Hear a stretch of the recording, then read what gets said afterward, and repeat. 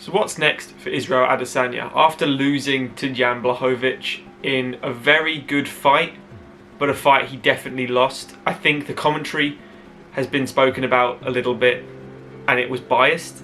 I do agree with that. I think Joe Rogan and Daniel Cormier were very biased to the striking of Israel Adesanya, notably saying how Jan keeps falling for all the feints. He did fall for all the feints, but in every single round he also outstruck Adesanya and landed not necessarily the most significant strikes of the fight or the most devastating, because there wasn't anything that wowed each other, there wasn't anything that knocked each other off the feet, nothing to that substance. But he definitely came across as the aggressor and looked the champion in most people's eyes. So where does Izzy go from here? He's lost his first fight, no problem, took it like a champ, spoke really well after, gave credit to Jan, excellent job. No problem there. He hasn't lost any fans, he's only gained them, definitely. Jan, underrated and was completely written off by a lot of people in this fight. Izzy's going to come up, double champ, no problem. The hype is real because the promotion was all behind Israel, not the champion, which is a bit bizarre. As someone that backed Jan in my previous video, I'm really happy that he won. Just a little bit of my ego just going, ooh, you were right, lovely jubbly. But what do you think of the scorecards as well? I had the scorecards as round 2, 4 and 5 for Jan and round 5 as a 10-8.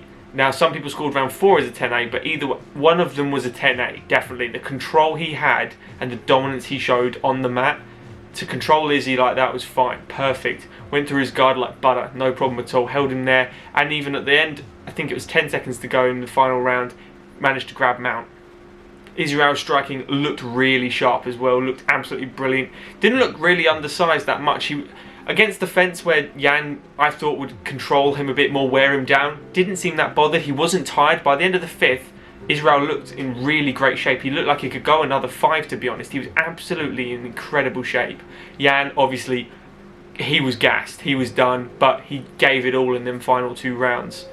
I do think we'll see Israel back at 205, but where does it take him from here? What's next for him right now? What's next for him right now? He's back at middleweight. He's going to defend his middleweight belt. He is still the middleweight champion. Yes, he failed to become a double champ at light heavyweight. Whatever. Middleweight champion, going to defend it. But who does he defend it against? Bobby Knuckles, Paulo Costa, Darren Till, Marvin Vettori. Or, dark horse, Kevin Holland. He has fought Marvin Vettori and beaten him. He has fought Robert Whittaker and beaten him. He has fought Paulo Costa and beaten him. Darren Till is fighting Marvin Vettori. If Darren Till wins, there is a narrative, and we all know what the UFC is like with hype. They can just jump a queue, and if he's already fought these people, he might just jump the queue. Jared Kennan is still in the mix. If Bobby Knuckles does beat Paulo Costa, then how can you deny him a rematch against Israel, which is most likely the way it will go. But the dark horse of this division, Kevin Holland, absolutely put himself in the perfect trajectory to get this title shot. 5 fights in 2020, absolutely stood out on the map, and he's fighting Derek Brunson. If he pulls off a really, really good win, shows his skills, he might be 1 fight away from a title shot, just based on, again, Israel has already beaten number 2, 3, 4, etc. And that might be how it happens. Darren Till is definitely up there. If Darren does get through Marvin Vettori, which is a bloody tough fight, then Darren could be within a shout as well. If Jack Hermansson had beaten Marvin Vettori, I would have said Jack Hermansson. They're all in the mix still.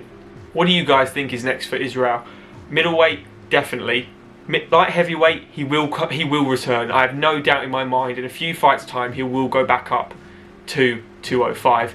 But this is put in my head as well, he's no match for Jon Jones. Jon Jones is far too big for him. At this stage in his career, with the experience he has, Jon would just do what he did to Alexander Gustafsson, who is a much larger individual, wrap him to the mat and beat his ass. But what do you guys think? Where is Israel going from here? Who's next for him? Who do you want to see him fight? And where does it leave us? Drop a like if you have enjoyed this video, guys. Leave the opinion in the comments and subscribe to the channel. Thank you so much for watching. We'll see you in the next one.